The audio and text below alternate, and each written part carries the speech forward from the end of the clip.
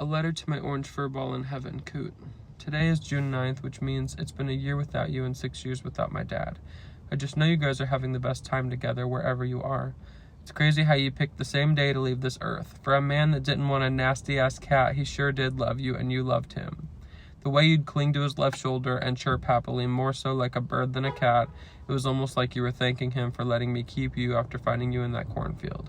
It's hard for me to wrap my head around the fact that the contaminants of the small blue urn that sits on the ledge in my bedroom was alive and well just 1 year ago.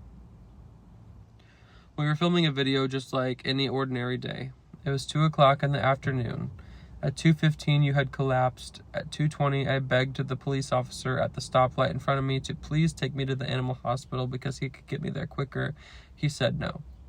At 2:30 the receptionist yelled code blue, and at 3 p.m. I was holding you in my arms, except it was no longer you, just the furry orange body that your soul picked to live in. I miss feeling you jump up on my shoulder, hearing you gargle meow at any time I had a can of wet food, and the way you curled under my arm when it was bedtime. Then, once I was asleep, you'd go sleep on Kate's face for a few hours. You were truly the best cat I could have asked for, even if you were scared of all nouns.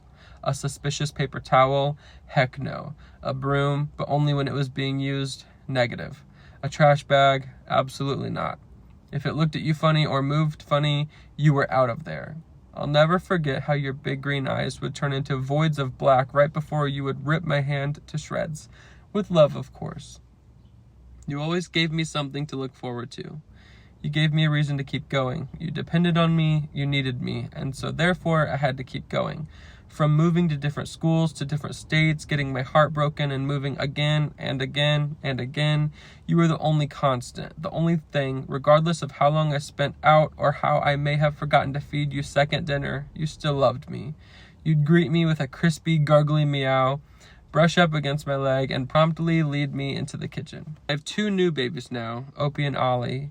You would know because you sent them to me. They are 1 year old today, brought into this earth on the day you left it. I can tell you handpicked them just for me. Ollie is calm and cuddly, and Opie is rowdy and rambunctious. They remind me of you in so many ways, and I'm thankful to have the opportunity to continue to love them just as you were loved by me. A lot has happened in a year. I finished my master's in nursing, switched jobs, and the biggest development as of late, moved to Minnesota. The people here are nice, and I feel safe, I feel happy, and I love our new house. I can't help but feel some twinge of guilt knowing that we moved and will never live in the same house together ever again. I know it's an attachment issue, but the thought of our home, the last place you were alive, being dark and empty just doesn't sit right with me. We may never live in the same house again, but you will always live on in my heart and millions of others. If soul cats exist, you were mine, and I hope you find me in the next life. I'll be looking for you as I already do every day.